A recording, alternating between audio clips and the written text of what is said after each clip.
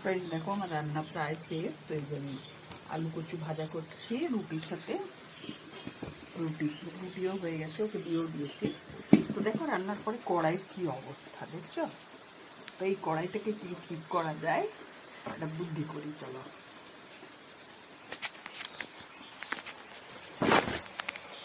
এটার জন্য এর রেমেডিটা হচ্ছে বাইরে। বাইরে বৃষ্টি হচ্ছে, বৃষ্টিটা থামলেই যাও। এরকম বাইরে বৃষ্টি করছে, বুঝছো? বৃষ্টির মধ্যে গিয়ে একটা জিনিস আনতে হবে। তো বাইরে দেখো মানে বৃষ্টি পড়ছে, এখন জিনিসটা আনতেই দেখো এই জিনিসটা লাগবে আমার। আর এই ছাতা নিলাম, এখন চলো ওটা নিয়ে আসি।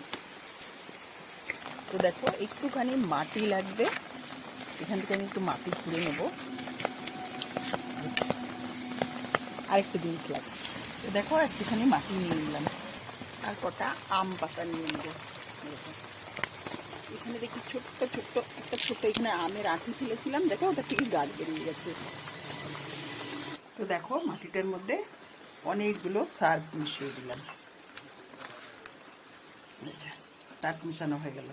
এবার কড়াইটার অবস্থা তো দেখছো কেমন কালো হয়ে গেছে পুরো। তো এটাকে এখন আমি একটুখানি সার্ফ আর মাটি দেব, আর এই আম পাতা দেব, দিয়ে ডলবো, দেখবে কেমন সোনার মতো চকচকা হয়ে যাচ্ছে। এই দেখো কড়াইটা মাজা হয়ে গেছে, বুঝলে? সার্ফ দিয়ে মাটি দিয়ে মেজে নিয়েছি। এইবার দেখো জল দিয়ে এবার ধুই, ভালো করে ধুই। দেখো টক টক টক করছে। এই দেখো একবার ঘষাতেই কতটা রং হয়েছে, আরেকবার ঘষেই দেখবে আরো রং সুন্দর হবে। তো দেখো কেমন সোনার কড়াই হয়ে গেল, চকচকা একেবারে।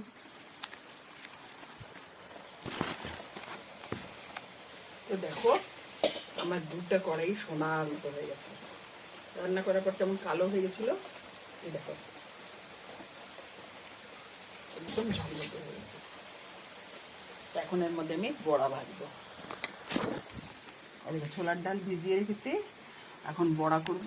আজকে আমার হলো পান্তা ভাত, আলু কচু ভাজা আর ছোলার ডালের বড়া।